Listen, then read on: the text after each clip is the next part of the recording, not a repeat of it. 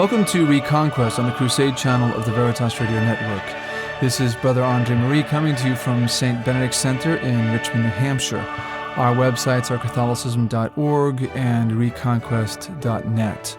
My email address is bam, that's B-A-M, at catholicism.org. I can also be found easily on Twitter at brother_Andre and on Facebook. The topic this evening is Contracepting Heaven and Earth. My guest in the second segment will be Mr. C.J. Doyle, or Joe Doyle as I know him, he's a friend, the Executive Director of the Catholic Action League of Massachusetts. So I have an ironic name, Contracepting Heaven and Earth, and I'm speaking about a hot-button topic, contraception. Everyone knows that the Catholic Church is opposed to contraception. A lot of people don't stop and think of why. Why is it that she's opposed to this? I'll begin with a verse of Scripture. In the Doyle Old Testament, Doyle translation of the Old Testament, Psalm 126 says, "Behold, the inheritance of the Lord are children, the reward, the fruit of the womb." Children in the Old Testament, babies, offspring, are shown to be blessings. They're shown to be good things. They're shown to be something that is a blessing of God's abundance, not a burden, not something that we're laden with that is going to cramp our lifestyle or so forth. So we begin with that as a principle, that biblically speaking, we know that children are a blessing from God. They reward the fruit of the womb. We're going to discuss this subject this evening at two levels. And of course, given the brevity of the show, we're going to have to go rather quickly through these. But at the first level, I'm speaking, and this is the heaven part, I'm speaking of contraception as a sin, as a personal actual sin for those who commit it. It is therefore contraceptive of heaven for its practitioners, because it's grave sin, it's mortal sin, and if you die with a mortal sin in your soul, you cannot be saved. Second, as a demographic phenomenon, it's responsible for grave social problems, including economic problems that are plaguing the formerly Christian and Catholic West. Now, there is in the Catholic Church today a certain limp-wristed and conformist kind of religiosity that has replaced the robust religion of our Catholic forefathers. In this softer kind of Catholicism, the more challenging aspects of the faith, generally what sets us apart from others, is downplayed. These are downplayed. Whether it's at a doctrinal level, things like purgatory or indulgences, the holy sacrifice of the Mass, Marian devotion, or whether it's moral questions like the nature of holy matrimony, the prohibition against divorce, and yes, the prohibition the prohibition of contraception. These are all either downplayed or denied.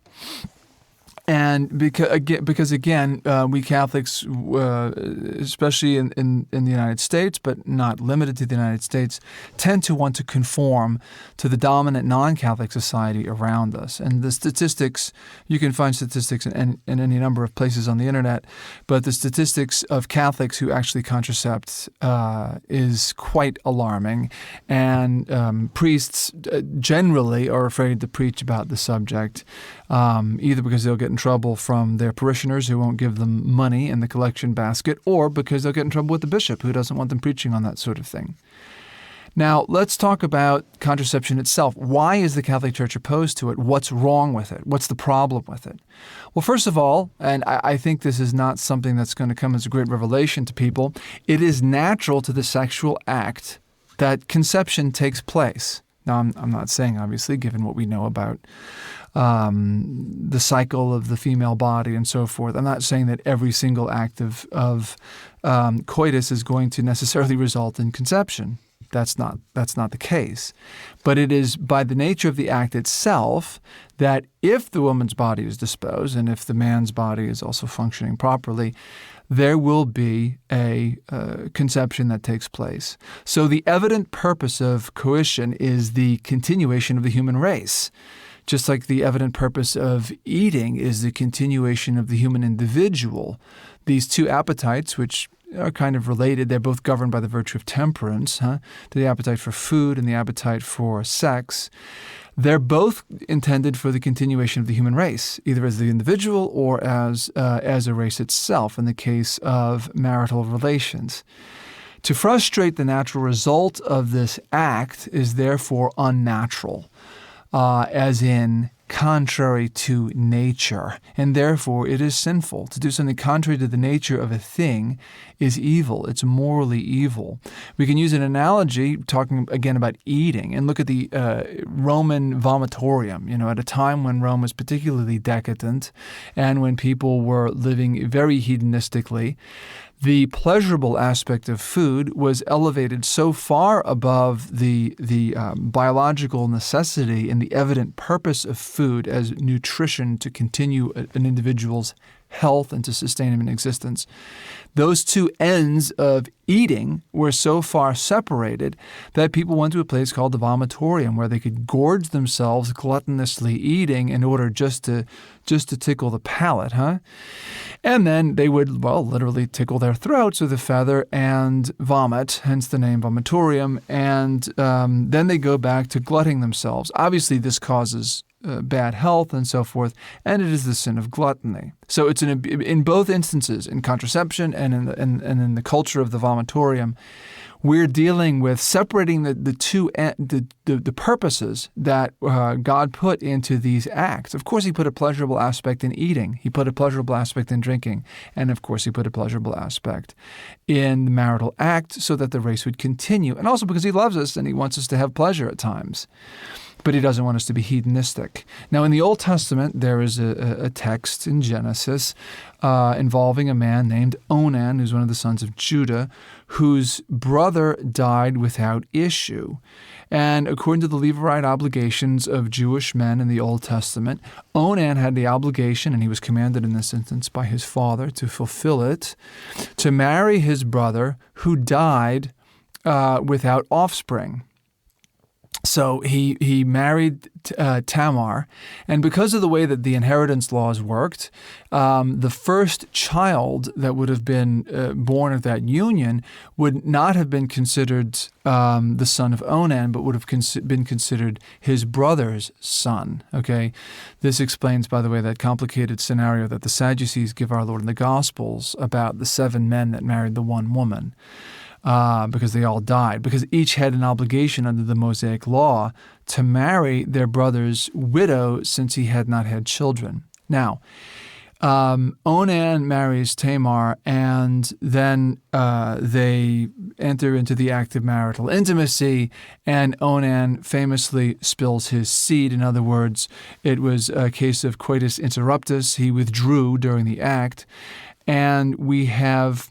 The Bible tells us, he, knowing that the children should not be his, when he went to do his brother's wife, he spilled his seed upon the ground, lest the children should be born in his brother's name.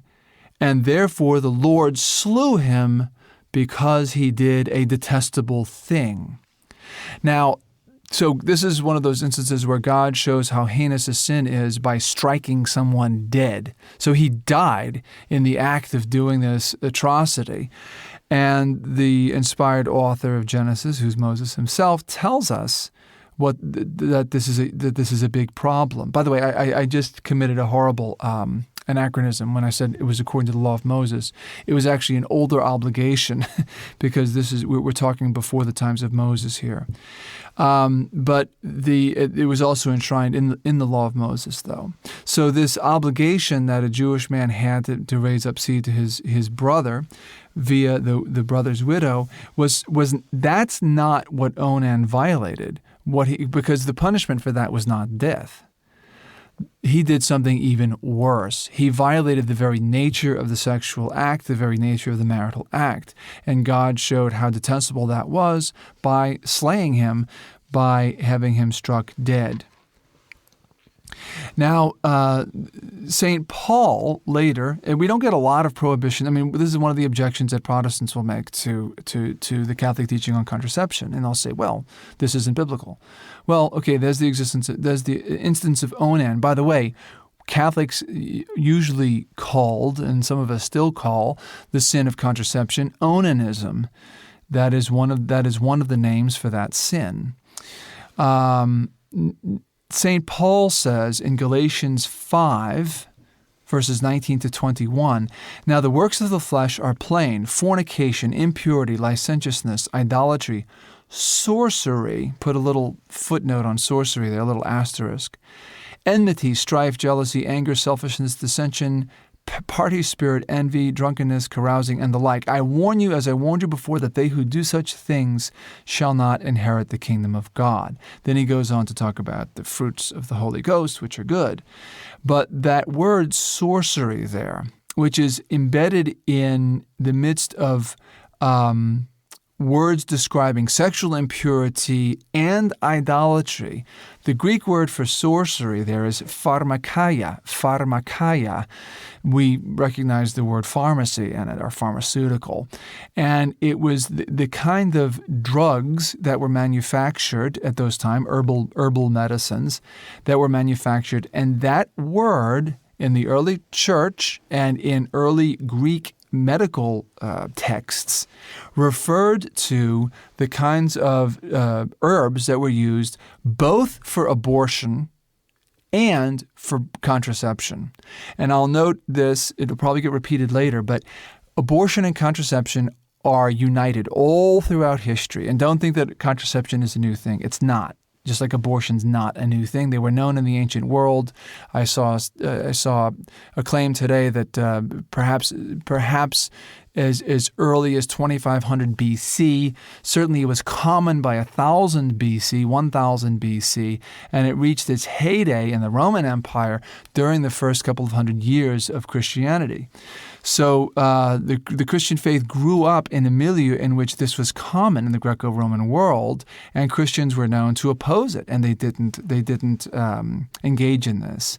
Now, I have a link from the Reconquest.net show details page on this episode number 27 about contraception, which will take you to an article by Taylor Marshall, who takes pains to explain how this word pharmakeia actually does imply contraception. So this is not something that's being pulled out of whole cloth, being cut out of whole cloth. He quotes a 2nd century physician, Cyrannus of Ephesus, who wrote a book called Gynecology, which uses this same word, a form of the same word, pharmakaios, meaning drugs that refer to producing sterility. St. Hippolytus refers to the word pharmakaios also around that same time, referring to drugs that produce sterility. In other words, contraceptive drugs or herbs. This is Brother Andre. You're listening to Reconquest on the Crusade channel of the Veritas Radio Network. We're talking about contracepting heaven and earth. Father John Hardin also has an article that I'm linking from Reconquest.net. And he it is that I paraphrased earlier about how ancient contraception is. He also says this: from the dawn of Christianity, those who wanted to follow the ethical principles of Christ were in constant conflict with the ethos of a culture that has always been contraceptive. In fact, this is what distinguished the Christians from their contemporaries: an unwillingness either to destroy unborn life by abortion or deliberately interfere with the life process by contraception. He quotes a gentleman named Himes, who wrote a definitive book in 1963 called The Medical History of Contraception, in which he traces side by side the history of the Christian response to this and the pagan medical practice of contraception. Himes' thesis, says Father Hardin, is that, quote, Contraception is a social practice of much greater antiquity, greater cultural and geographical universality than commonly supposed even by medical and social historians. Father Hardin continues, medical papyri describing contraceptive methods are extant from 2700 BC in China and from 1850 BC in Egypt. Now, so you think, okay, well, it was really widespread. Now, of course, we think that democracy justifies everything. So if more people do it, that means it's okay, right? Well, wrong. I mean, people sin. Father Hardin shows how consistent the Christian response to this was. And he has, and again, this is linked from reconquest.net. He quotes the Didache, which is written in 94 AD. He quotes St. Clement of Alexandria, who lived from 150 to 215. He was the teacher of Origen and one of the founders of the Catechetical School of Alexandria. Origen himself, who lived from 185 to 254. St. Epiphanius of Salamis, who lived from 315 to 403. He quotes also St. Jerome, died in 420. St. Augustine, who died in 430. And St. John Chrysostom, who died in 407. So these are saints of the East and West. He quotes later medieval sources, such as St. Thomas Aquinas. He quotes ancient penitentiaries from Ireland. He quotes medieval books of canon law and papal teachings as well. Paul VI didn't come out with his teaching in Humanae Vitae in a vacuum. This was a constant perennial teaching of the Catholic Church on abortion, on contraception and abortion. As I said, they were linked in a lot of these patristic quotes. It's fascinating how side by side these fathers of the church place condemnations of contraception with abortion, and in almost every instance it's proposed as if they do this abominable thing. They have sex with the intention of not having children, and then when that fails, they do something even more heinous and they murder the offspring in utero. And the severity of the language and the severity of the condemnation is very, very surprising to our modern sort of soft sensibilities. I'll quote only one here, and that is St. Clement of Alexandria, because obviously I don't have time to read them all. He says, marriage in itself merits esteem and the highest approval, for the Lord wished men to be fruitful and multiply. He did not tell them, however, to act like libertines, nor did he intend them to surrender themselves to pleasure as though born only to indulge in sexual relations.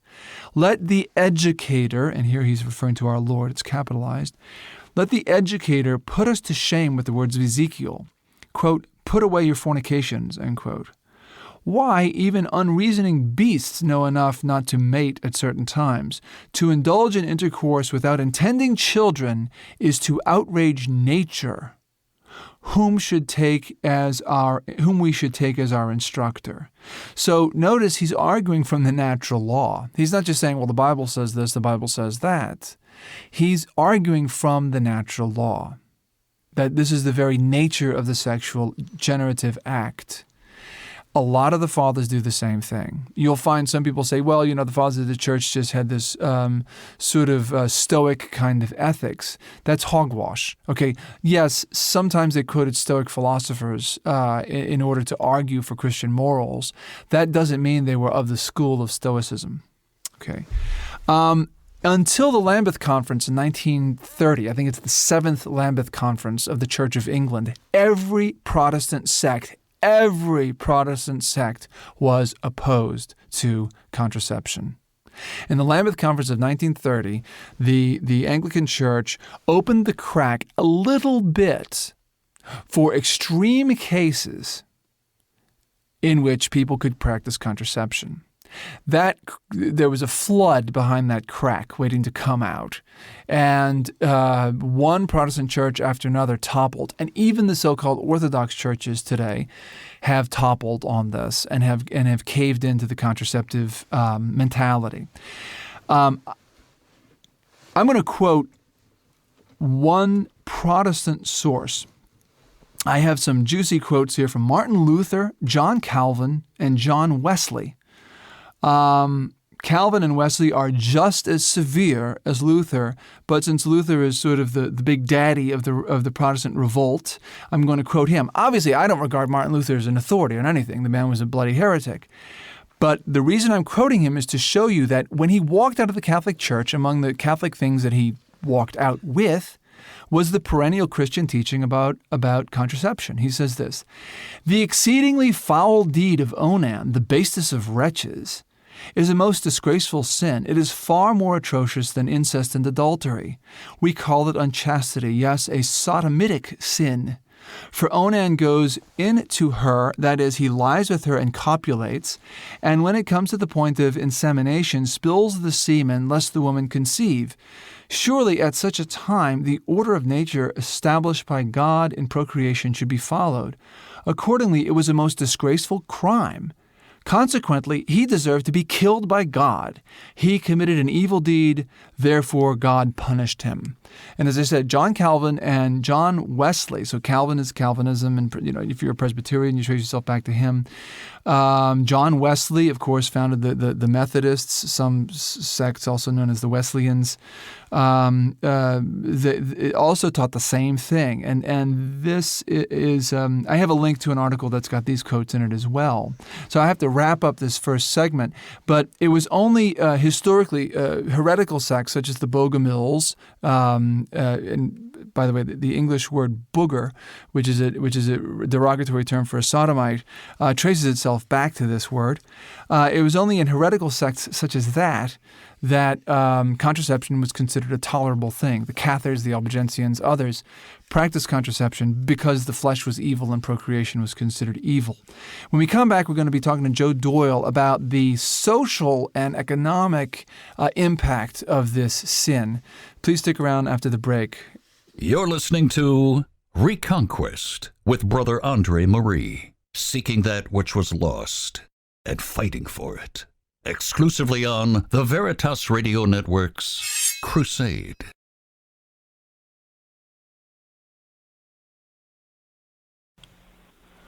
Welcome back to Reconquest on the Crusade channel of the Veritas Radio Network. I'm Brother Andre Marie, coming to you from St. Benedict Center in Richmond, New Hampshire. Our websites are Catholicism.org and Reconquest.net. My email address is bam@Catholicism.org. I'm on Twitter at Brother_Andre, and I'm easily found on Facebook. Our topic this evening is contracepting heaven and earth. My guest joining me now via telephone is Mr. C.J. Doyle, or Joe Doyle as I call him, the Executive Director of the Catholic Action League of Massachusetts. Good evening, Joe. Good evening, brother. I'm delighted to be here with you again this evening. Yeah, well, thanks for joining me. I really appreciate it. Good. I think it's a very, very timely topic and an excellent topic, and one that, ironically, the Catholic Church has been, you might say, ahead of the curve. It's been prophetic on this, yet so many of our priests and bishops and lay people have been unwilling to share this doctrine with the rest of the world, and it's really it's something now that is having major implications on virtually every aspect of Western society. Now, Joe, I want to start off. I want to read to you a couple of headlines. Now, none of these are particularly new. I went to our own website, Catholicism.org, and did a little Googling because I know that we had put up some news headlines at various points. And there's a headline, Cardinal laments Italy's demographic suicide. And this dates from 2010, May 28th of 2010. Cardinal Angelo Bagnasco, the president of Italy's Episcopal Conference, said, quote, "More than 50% of Italian families today do not have children, and among those that do, almost half have only one child. The rest have two. Only 5.1% of families have 3 or more children." And he's lamenting this because this is demographic suicide for Italy. I have another headline. I'm just going to quickly bang these out. Co-creator of the pill laments resulting demographic horror scenario. This is on LifeSite News, and it dates from 2009. And it's talking about the Austrian chemist Karl Gerassi, who helped to discover or develop the hormone, the synthetic hormone progestin norethindrone in 1951. By the way, they didn't do it for contraceptive purposes. That's not why they did it initially. He's horrified with what's happened, and he on this article on LifeSite News, again from 2009, he's lamenting the horrors of the demographic winter for Europe because of this. Pat Buchanan's book that he came out with called Suicide of a Superpower, which I think came out in 2011, he says in there, peoples of European descent are not only in a relative, but in a real decline. They are aging, dying, disappearing. This is the existential crisis of the West. He says that the Israelis, he says, not by any Iranian weapon of mass destruction, but demography is the existential crisis that Israel faces. By mid-century, Palestinians west of the Jordan River will outnumber Jews 2-1. And add Palestinians in Jordan, and it's 3-1. And then he's talking about Russia's demographic dearth, and so on. So this is I mean, people who are intelligent, who are actually looking at what's going on, are saying the problem isn't that we're having too many children. The problem is we're having not enough. So is this a case of the church's perennial wisdom being ignored to our demise, even economically? Well, the church's perennial wisdom has been ignored largely because the church itself and the members of the church have lacked the cardinal virtue of fortitude in spreading this wisdom. I mean, this is a case where it's been quite evident now for half a century that the West has been in a demographic decline, and instead of touting this teaching and instead of promoting it and instead of spreading it, our own clergy and laity and episcopate and our Catholic universities and colleges and secondary schools have been afraid to touch it.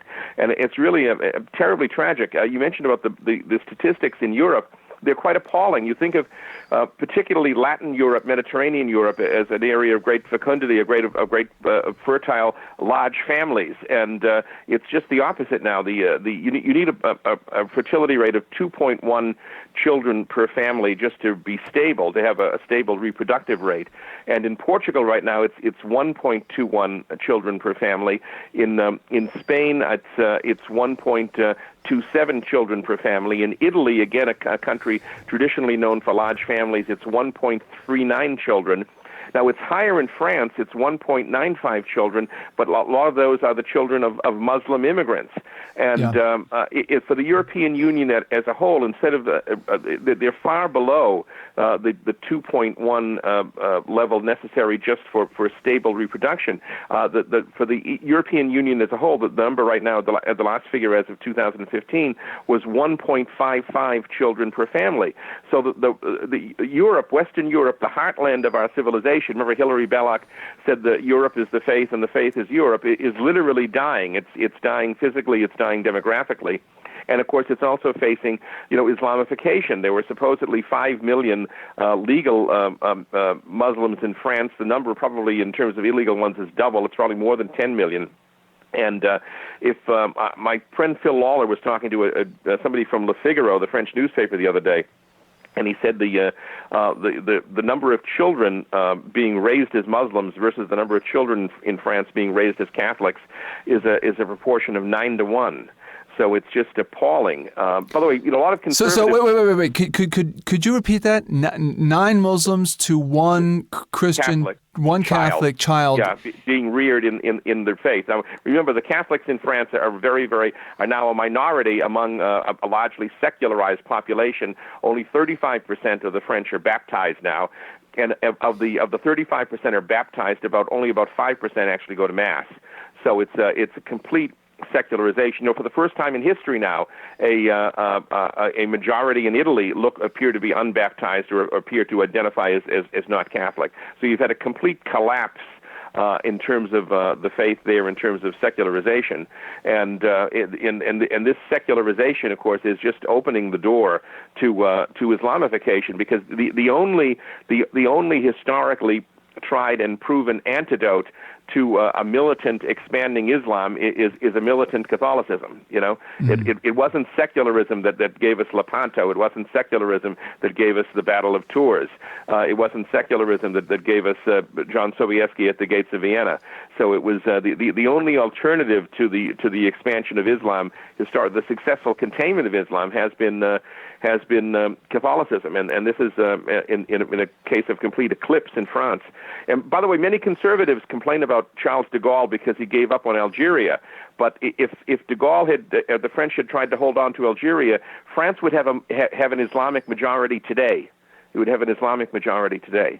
There are now 35 million Muslim Algerians in Algeria alone, and it would be just one of the reasons de Gaulle got out of Algeria, because he was looking at the demographics, and the 1.25 million, 1.3 million French that were in Algeria had very low birth rates, and the Muslims had this galloping birth rate, and we're seeing instead of the European colonization of North Africa, we're now seeing the North African colonization of Europe. Yeah, well, and that's where, so North Africa is where the Muslims come from that go to France, and I guess Belgium and some other places. And Italy also, Greece is mostly Turkish Muslims that go there, I believe.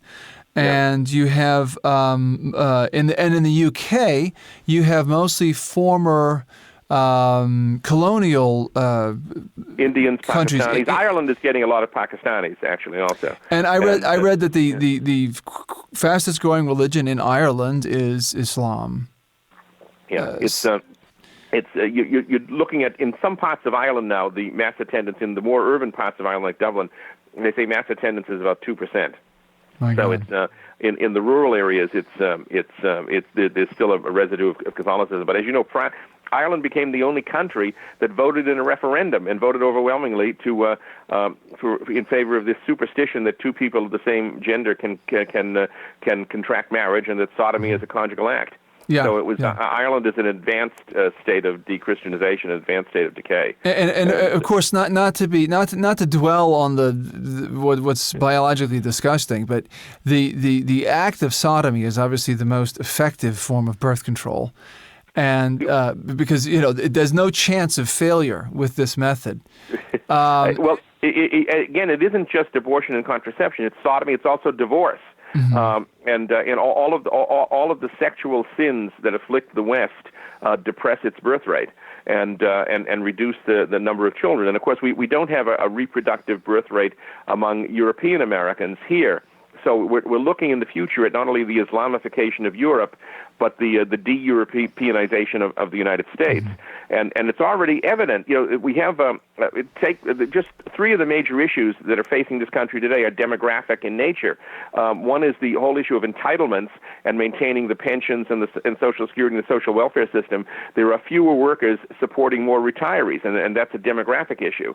The whole issue of the issue that's perhaps most on people's minds today in this presidential election cycle, borders and immigration, is obviously an issue of demographics, that we're no longer producing enough native-born Americans so for the purposes of cheap labor, they're importing all of these immigrants, legal and illegal.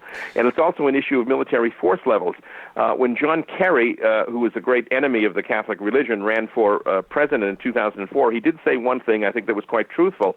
He talked about the backdoor, what he called the backdoor draft that the George Bush administration had instituted by having reservists and National Guardsmen, some in their 40s and 50s, going on repeated tours of duty in Iraq and Afghanistan, three, four, sometimes 5 overseas deployments of men who were fathers with children, in some cases grandfathers with grandchildren. And he said, and that, of course, is also a result of a demographic decline, of the inability to produce the force levels that are necessary. Vocations to the military were rather like vocations to the priesthood. They came from large families. And if everybody has 1 or 2 children, you're not going to get vocations to either the priesthood or a willingness to go in and serve your country in the military. And of course, again, this demographic collapse also has affected vocations in the Catholic Church. It's an unpopular thing to say, but one of the reasons that we have fewer priests is not only because of the liberalization of the church, but we don't have large Catholic families anymore. And of course, we don't have the large Catholic families anymore because of the liberalization of the church. So this is all. It's a chicken and egg argument, you might say. Yeah. You're listening to Reconquest on the Crusade channel of the Veritas Radio Network. This is Brother Andre Marie, your host. I'm interviewing Joe Doyle, C.J. Doyle, the director of the Catholic Action League of Massachusetts. Joe, lots of good information here. What can you tell me about the UK, about the Islamification of the UK? Any statistics off the top of your head? Well, it's as you pointed out, it's former colonies. It's India and Pakistan, and it's some sub-Saharan African colonies. But the numbers are growing in terms of the UK. I don't have a specific statistic, but we just saw the Lord Mayor of London is apparently a Muslim, and these numbers are they're talking about parts of London as Londonistan is being called, because it's being so alienated. And of course that bombing they had there on in the London transport was, of course, homegrown apparently among disaffected the children of disaffected Muslim immigrants. Yeah. So, and we've seen this again going on for a long time in the UK. And I think one of the things that might be driving the Brexit movement, the desire to withdraw from the EU, is again an issue of border security, because you could have under the EU you have a complete freedom of movement of peoples, and but what has happened is as the British Empire basically collapsed, and Britain withdrew from these colonies, they came up with generous provisions of dual citizenship and generous immigration policies that allowed ex-colonials to migrate to the mother country. So you not only had Europeans coming in, say the white Rhodesians and white Kenyans, but you had you had large numbers of non-European peoples, many of whom were Muslim.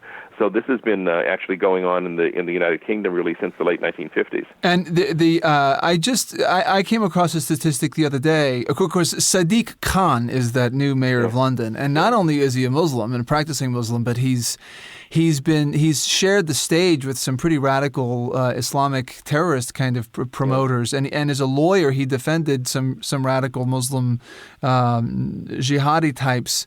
So he is not a man who's innocent of Islamic what we like to call extremism, but what's really sort of Islamic orthodoxy.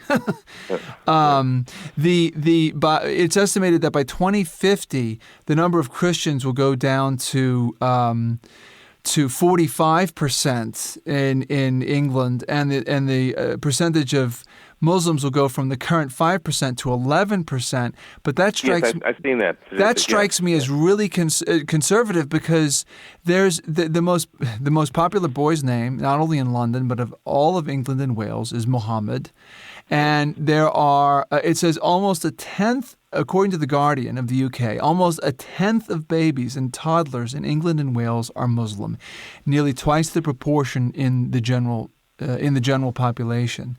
So a tenth. I mean, that's amazing. Well, again, it's contraception and abortion and divorce and sodomy. The Western bourgeois Westerners, secularized bourgeois Westerners, are having very few children. And even if you look at this country, you're seeing public schools are being converted into elderly housing.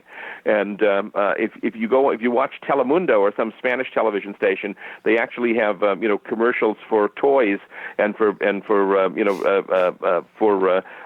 prams and for baby carriages and for things that revolve around children. While if you look at conventional Anglophone white society in the U.S., they're talking about reverse mortgages and assisted living. So it's quite evident in the culture. If you look at the statistics for the Archdiocese of Boston, one of the things you notice is that the Hispanic parishes tend to have large numbers of baptisms. They don't necessarily have large number of marriages, but they do have large numbers of baptisms. But if you look at, might say, traditional Irish and Italian parishes, they have large numbers of funerals. So it's really this demographic winter is really apparent everywhere. And it's so sad that the Church has had this doctrine from the beginning, and there's been such a kind of a failure of nerve, a failure again of fortitude in preaching it and in talking about it, and in presenting it to the rest of society. You see, particularly in Republican circles, in conservative circles, and even in some pro-life circles, sadly, there's an unwillingness to talk about it. The pro-life movement is largely Catholic in this country, and you have Catholic pro-lifers who have the attitude that, well, we shouldn't talk about contraception because it will alienate Protestants, it will offend Protestants. But in fact, if it's in terms of these pro-life evangelicals, any Protestant has goodwill on the pro-life issue is open to this teaching, and you've had cases where people have converted to Catholicism because they've read Humanae Vitae, they've read Casti Connubii. So it's a terrible. Besides a failure of nerve, it's a terrible prudential error. And of course, you see the Republican Party, which has made the pro-life movement and social conservatism has made a bad marriage to an unfaithful spouse years ago in terms of the Republican Party. And you see particularly people in Republican politics talking about, well, you have to look at the poll numbers. We can, opposition to abortion is palatable, but they never want to talk about abortion either, basically. But opposition to abortion is at least, numerically palatable, but the opposition to contraception supposedly isn't. Yet it's really, the contraception is really against so many of our problems in this country. And, we ought to be able to talk about it. I've lived in the Archdiocese of Boston all of my life. I've never heard in my lifetime, a priest give a homily on contraception. Mm-hmm. I asked the parish priest around here if he ever preached on contraception, and he grew silent because he knew what point I was making. And I said, but Father, contraception's a mortal sin, and we know from the Catechism that one mortal sin is sufficient to send you to hell, and you're not warning the people that they're doing something that's going to get them to hell. And it was just dead silence because they're just, you get the sense that they're not allowed to preach on this subject. Well, I mean, this is why their congregations are dying. I mean, this is a slow. Onan was struck dead on the spot for his sin. We're slowly being struck dead because of the sin of onanism. Well, Our Lady talked about it. The Lady of Fatima talked about the annihilation of nations, and we always thought it meant nuclear war. Maybe it means the demographic annihilation of nations. And Father Paul Marx, who ran Human Life International, the late Father Paul Marx, he made a very trenchant point. He said, we're never getting a real pro-life message in our parochial school system because with the collapse of vocations to female religious life, to female religious orders, with the disappearance of the nuns, they're being replaced by lay Catholic women, and those lay Catholic women overwhelmingly practice contraception. So you're never getting a really pro-life culture being built in our own parochial schools. And again, I'm a product of Catholic education from the first grade to graduate level. And again, I never heard contraception discussed in any Catholic school, secondary school, college, university in my life. It's just I don't want to put you on the spot, but how old are you, Joe? Just so people have a sense of how long this problem's existed. I'm 62 years old. Okay, so even back then, when you were in high school, where you should have been taught about this, even back in high school, you weren't getting this. Yeah, and all we were talking about, and again, you don't know to what extent it was cowardice in the clergy or active heresy and just betrayal. I mean, there was so many of they've taken polls saying that so many American priests and religious dissent from the church position on this, and any activism on the issue of birth control was coming from the heterodox, was coming from those who rejected Humanae Vitae, and it's just it's a case, and the Orthodox remained silent, and of course, and they came up with this dodge, not unfamiliar to what's going on today under Pope Francis, that it's up to the conscience, and confessors would tell people they have to follow their own conscience, which is basically telling them to do what they want. And that's what my parents were taught when they were married in 1959. They were taught that. And by the way, there's an appalling poll. There's a Jesuit historian named Hughes who did a poll, Hennessy, who talked about a Gallup poll in 1953 when Eisenhower was president, and this is 9 years before Vatican II was convened. In 1953, they did a poll of Catholics, and a majority of Catholics in the United States in 1953 favored the liberalization of divorce laws and the legalization of contraception. Now, bear in mind, the birth control pill wasn't developed till 1960, and it was the Eisenhower administration which funded it, and later the Kennedy administration which funded it and turned Catholic Puerto Rico into a birth control laboratory. So you're talking about the use of condoms and other methods in the 1950s, and of course the U.S. government and virtually all Western governments heavily promoted contraception in World War I and World War II as a disease preventative for soldiers who frequently engaged the services of the inhabitants of brothels, and used prostitutes, and the U.S. government distributed vast numbers of condoms in the Second World War as a way of preventing the spread of venereal disease. So you had government promotion of contraception for much of the 20th century, long before the birth control pill itself was developed. So, and of course, when these guys got back here, it's not like they totally ditched these habits that they learned, I would suppose. War is always a moral disaster because it not only produces, killing and physical destruction, but it also produces a terrible corruption of morals. I mean, wartime it's a terrible, it's a period of great increases in infidelity, in prostitution, in pornography, and of course in all sorts of material corruption. Simon Cameron, the biggest crook in American politics, who was governor of Pennsylvania in 1860, endorsed Abraham Lincoln because he saw that there was a war coming and he wanted to be Secretary of War, so he'd have control of all the Army contracts for the Union Army. So war is always an occasion of both moral depravity and of corruption, and this is this is a case where these habits continued. Joe, I'd like to. Can we cut it off there and come back for the third segment? Sure. And you can join me there. I want to wrap up for about a little over 5 minutes, talking about a couple of practical points. Okay, so right. You're listening to Reconquest on the Veritas Radio Network.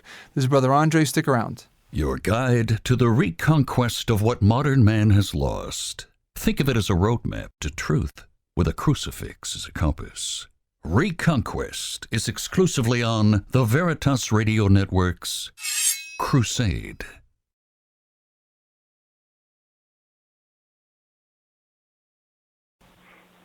Welcome back to Reconquest on the Crusade channel of the Veritas Radio Network. This is Brother Andre Marie, joined once more with Joe Doyle, by Joe Doyle of the Catholic Action League of Massachusetts. Joe, in the roughly 5.5 minutes we have left, I think we need to make a couple of points, one of which is of a practical nature for me, sort of apologetical. But you were going to make a point, we talked about it in a little break there, about the connection between abortion and contraception legally, that there's even a legal connection. Even on a legal basis, it was contraception which gave us abortion.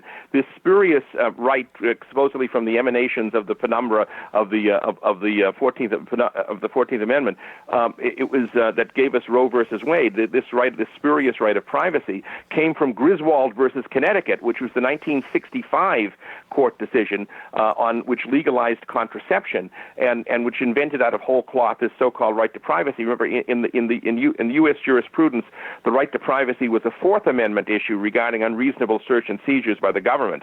And in Griswold versus Connecticut in 1965, what was then the Warren Court, the very liberal Warren Court, invented this right to privacy, meaning the right to private sexual relations.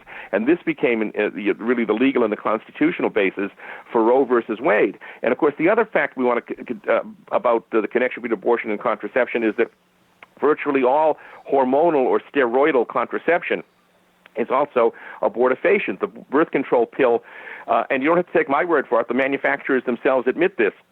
The birth control pill is not only a prophylactic that can prevent conception, but even after conception, it can prevent fertilization. So it's also it's also an abortifacient. It also is a chemical abortifacient. Yeah. So the idea that, again, you can separate abortion and contraception either morally, pastorally, practically, biologically, or legally is an illusion. That the two of them are have always gone together, and you're really giving away ground to your opponents and conceding their premises if you follow this kind of numbskull Republican political position that we should just talk about abortion and not contraception. And you know that the enemies of the church, Planned Parenthood Federation, you know that the enemies of the church know this because they give out cheap garbage contraception so that they can get the abortion business when the contraceptives fail. That's exactly what they do. And again, you're always, again, if you have a lack of chastity, the birth control pill was the enabler of the sexual revolution. Mm-hmm. If sexual relations before and outside of marriage become normative, you're always going to have abortion as the ultimate form of birth control. So separating the remember, contraception is ultimately separating the pleasurable aspect from the procreative aspect. That's what leads to it. And when you separate those things, and this is what the fathers of the church talked about, when you separate those ends of the sexual act, that's contraceptive, and ultimately that's going to lead to the abortion mentality. And of course, it's a form of hedonism, and we live in a terribly hedonistic society. Joe, I'm going to make an apologetical point here, and I think you'll agree with me.